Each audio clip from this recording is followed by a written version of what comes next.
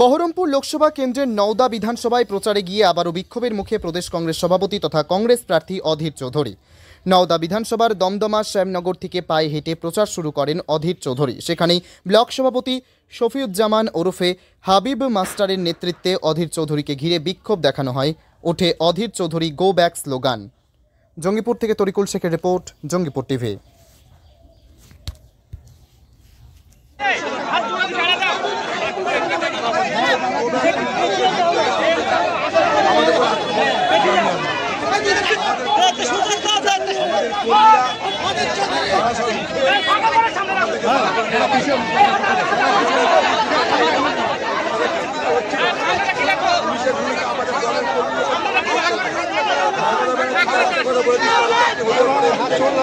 आज আমার উপর হামলা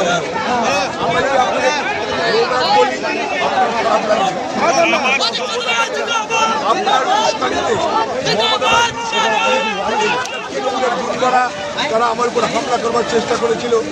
আমি ওখানে বসে বসে এসপিকে বলেছি,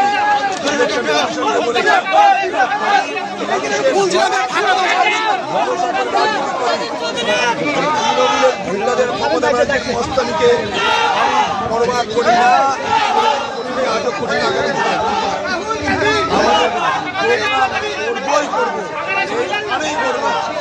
এই দেখুন কংগ্রেসের লোকরা ওখান থেকে তৃণমূলের লোকদেরকে যখন হামলা করছে আমাদের লোকরা পুলিশ ওখানটাই লালিপপ খাচ্ছে দাঁড়িয়ে দাঁড়িয়ে।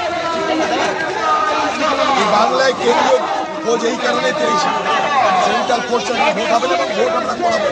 আবার বলছি, এত মস্তানি করার পরেও যদি